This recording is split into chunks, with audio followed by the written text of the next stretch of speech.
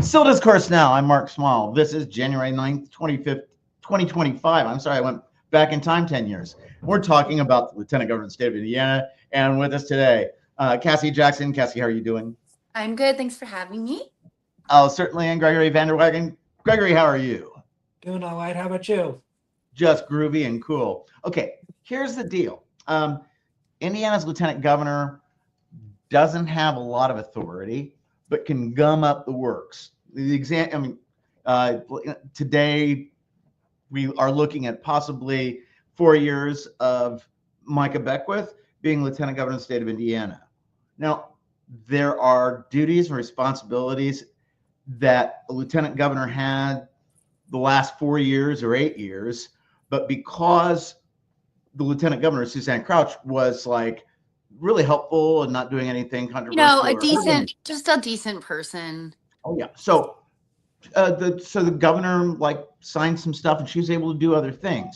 Well, once they had Beckwith in line to be Lieutenant Governor, things by statute, they started stripping him of those authorities and those abilities to do things. Like I believe he had said at one point there were 2,000 employees that he could hire or fire Lieutenant Governor, and if they use a pronoun on their email, they'll be fired, which is really incredibly boneheaded. But at this point, from what I understand, so many things have been stripped away from him that he would only have the ability to hire, fire, supervise, whatever, 70 people.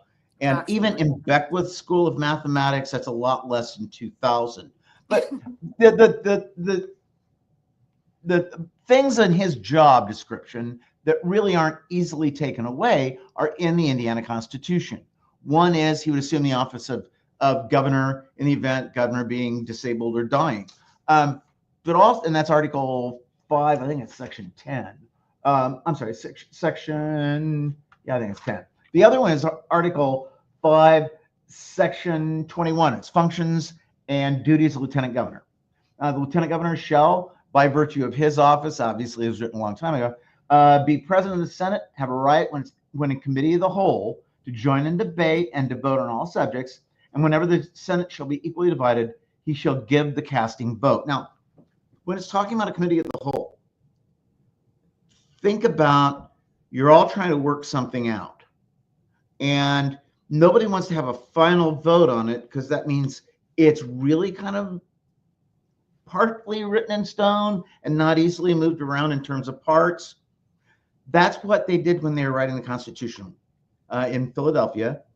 And they wanted to be able to have stuff that's in place, but they might want to change their minds. That's a little convoluted and complex, but that's what they had to do to get the Constitution. When they wrote this part of the Indiana Constitution, they might have had that in mind.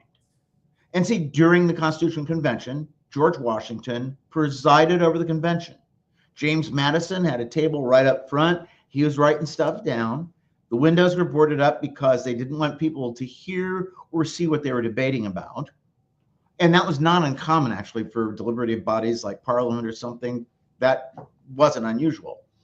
But towards the end, Washington asked to address the convention and stepped down as president of the convention to speak. It had to do with the number of people you had to have per House of Representatives seat. Anyways, what we're looking at here is there are 50 members of the Indiana Senate. Beckwith would be presiding over the Senate. Okay.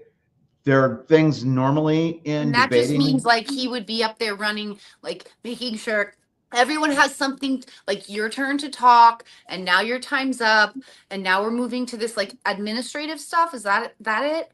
It would basically be regulating debate on the floor like this. Next on the agenda is Bill 1702, which has to do with agricultural photography. I just want to make sure. Yeah, that's perfect. 2 minutes per person speaking on this topic, beginning with those in favor. And then you'd have like a list of things. Got it. Okay. Thank you for clarifying that. Now let's say it's something let's say that there's $1 billion on the table.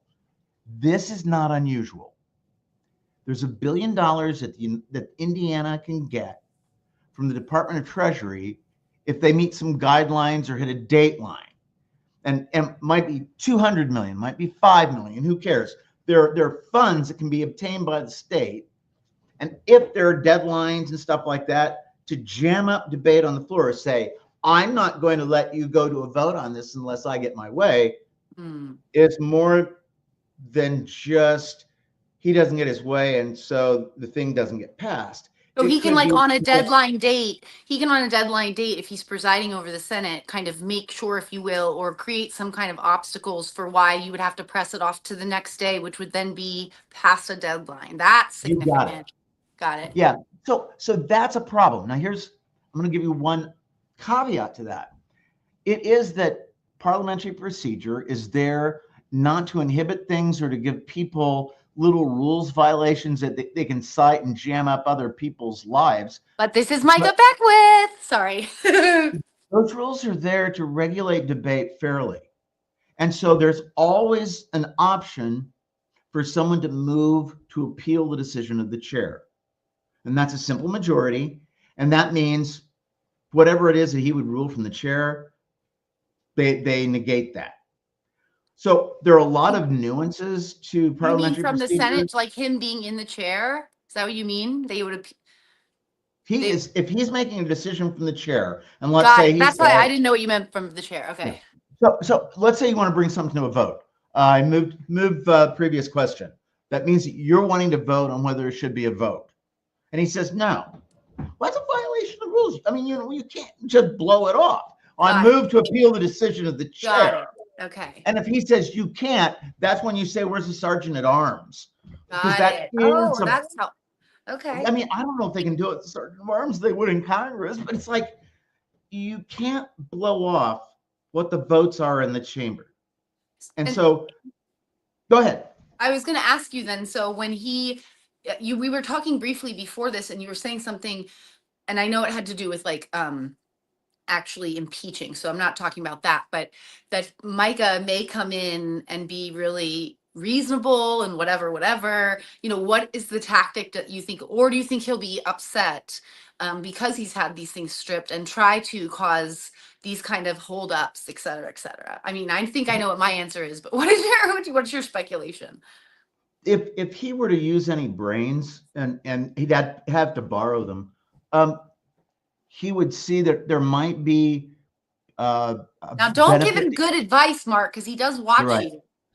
What he wants to do is be just an asshole. Asshole. That's all I meant. Just be a jerk. No, if he shows up to the first day of the Senate's business and he's being real polite and everything to anybody and everybody, especially women or people who aren't white or people who aren't born again Christians who believe in complete immersion and not only sprinkling for baptism. If he's doing all that and he looks like he's human and he's acting like he's human, people might actually be mistaken into believing that he is human. That's the only way I see him being able to pull things through as easily. Of course, we have a pretty reactionary state and a pretty reactionary Senate. So who knows what would happen. My concern is that there are going to be a whole lot of more people hurt during these next few years by people in government, state, and national. Mm-hmm. And the Micah Beckwiths of the world are actually the ones we always taught were the ones you didn't want to have anywhere near authority. And he's really an awful person. And I'm saying that. I'll say from my professional experience, he's also has some pretty severe, at least one, if not multiple, personality disorders, which at this point he would not probably seek treatment, one, because it would be so devastating to rework all the kinds of things in him psychologically that he's known to be true, but also because society is pathologically reinforcing his behaviors, and so why would he want to stop when he's being praised for some of this real sickness that we see as professionals as real sickness? The fact that he talks about loving humans and wanting to embrace humans and then only certain types of them, and the way he talks about the ones that don't fit into his narrative like any, for example, any marginalized group is just really fat. That's not normal. But what about See, there I was a don't quote from understand him. why I'm sorry? I don't understand why you can't just put him in a straitjacket. Like, because that's Well, no, to answer that though, personality disorders, people they don't necessarily, they can have psychoses, they can have episodes, but not necessarily always. And so, until he would cross any of those like danger to self or homicidal or suicidal ideation boundaries, and I don't even know if he has mood disorders, but I wish for personality disorders at these levels of men and women in these power positions of narcissism, I wish we could, because I think that they're extraordinarily dangerous, if not more dangerous, to patients with mood disorders who dysregulate. I mean, we have Okay, physical 2 points. video evidence of him coming up and harassing your daughter after you've told him to go away. So Okay, but 2 points. 2 points. One, putting him in a straitjacket wouldn't be necessarily accurate. Maybe a closet jacket. Secondly, secondly, when you're thinking about, for some reason, that's funny. but there was a quote from him. I believe that he said to a woman online, in print, he said, she said something to the effect that people like him were driving her crazy. And he said, honey, when I'm in office, you won't have to worry about it because you won't be able to drive. Yeah, he said and if you were, and then he also said one point, he's like, something about driving, but if you were following biblical scripture, you'd be in the house cooking and cleaning or something like that. Like following. Didn't Beckwith say people who disagree with them should be killed? Yeah, and he labels people as that's another thing. Labeling people as like demons and then saying demons should be killed. Like what are we doing here? How are you loving Jesus's people, all of us as God's children? How can he not be involuntarily committed for that? I don't understand. Okay, but He talks to God also, so that's a problem. Well, yeah, but then there's this. I hate to break it to him, and I don't know that anybody's said this publicly before, but if you look at Micah Beckwith's mitochondrial DNA, originally, he descended from a woman in East Africa. Yeah, he did. Yep. That's a tragic bit of news for him. Sorry, bud. Now, see, that's probably why he looks a little bit like he could be Latino, a Latino man. Okay, I mean, that's where he gets it. Now, see, on the other hand, I'm descended from people in the land of Nod, east of Eden. I don't have original sin, so I'm cool. So this has been Civil Discourse Now today. Fun. Thanks, Mark. I've had Cassie Jackson as a guest here, Gregory, Vander, Wygen as a guest. We've been talking about all things Lieutenant Governor. Live long and prosper. Peace. Have a good one. Bye. And we are signing off.